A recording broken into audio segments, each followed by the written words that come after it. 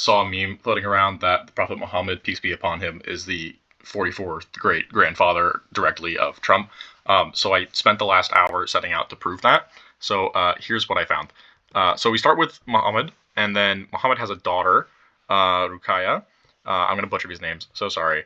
Ruqayya marries this guy, Uthman, over here. And then this is actually immediately where the direct bloodline breaks. So Uthman has another wife, this lady right here, and they bear a daughter named Aisha. Aisha then has a few marriages, but marries this guy Marwan. Okay, so at this point we've actually broken the direct bloodline, but it's fine. By marriage we do one jump here. So Marwan was the fourth Umayyad caliph, and he did a good job there, I guess. I don't know. But they have a daughter, Amina, together. And so Amina then has a son, Abd al-Aziz, Musa al-Bakar, but with this guy, Musa ibn Nusayr, they have the kid together. So this is the kid right there, that guy. And then, there's my cat, sorry. From there, they have, he has another son. Wait.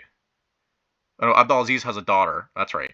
And then she has another son, Musa the First. Musa the First has another son, Musa the Second. This guy's important. Remember him. Okay, so Musa the Second. This is going to be important for the next questionable little bit of this. So he has a kid, Lope. And according to this meme, Lope has a daughter, Oria. But we don't actually see this in Lope's chart anywhere. We do, however, find a single Wikipedia page with this different spelling of Oria. An early consort in Pamplona. This is actually where we get to the Iberian Peninsula. Maybe a little earlier, but I think this is where we get to it. There is a historian and professor who hypothesizes that she could be the granddaughter of Musa II. That's the guy we care about, which would mean that it could be Lope's kid. It could also be someone else's kid. I'm just going to have a little faith in this professor saying this. This could also be a direct break. We don't know, but this is the best shot we have at Oria. She's only been mentioned once, but we have at least a professor saying it's possible. So Oria then has a daughter, Oñaca Fortunes, and this is where we get into Basque royalty and more Iberian Peninsula royalty. So from here, Oñaca has another daughter, Tora Aznares, and then she has a daughter, Sancha Sanchez, the diploma. At this point, again, they're daughters of the king and whatnot. This is pure, straight royalty in Spain. If we look over here, she had a son. Well, she married the Sancho Garcia guy, and they had a son. No, wait, hold on, I messed up somewhere. Let me back it up. Sancho Sanchez has Garcia. That's right. Has Garcia, and then Garcia has a son. Hold on, I'm messing up somewhere. Oh, we're at Garcia Fernandez here. Okay, sorry. Garcia Fernandez was the son of Sancho Sanchez, who then has Sancho Garcia, who is Sancho the First. And then they have Muñadonia, their daughter. Okay, so Muñadonia is there, and she's doing her thing. She has a son, Fernando the First. Might have heard of him, King of Spain, I think. And then now we have a pretty straight up lineage because these are just like direct ascensions to the throne from like son to son and whatever else. So we have Alfonso VI, then we have Urraca I, the queen, who was his daughter. After that, we get Alfonso VII, Emperor King of Castile and Leon, Fernando II, King of Leon. And again, this is just directly sons and daughters. Alfonso IX, followed by Ferdinand III, the Saint, King of Castile. After this, this is where it gets a little funky. So if you come here and check the children of Ferdinand III, you get this Leonor. If we go to the Leonor page, this is a Spanish spelling of the English name Eleanor as well.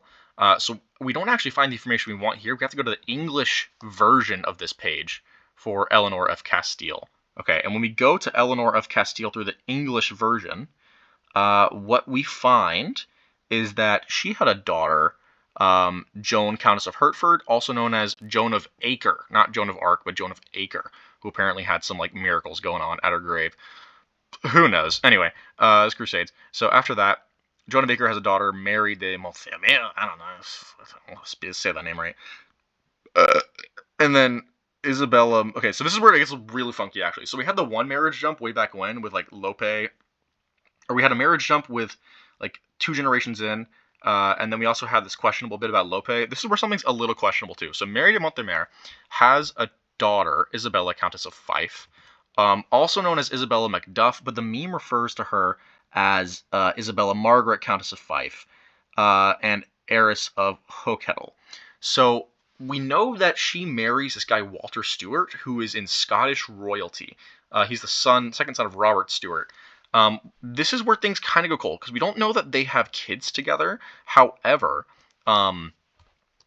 she succeeds the kingdom to her brother-in-law, Robert Stewart's kid, Robert Stewart.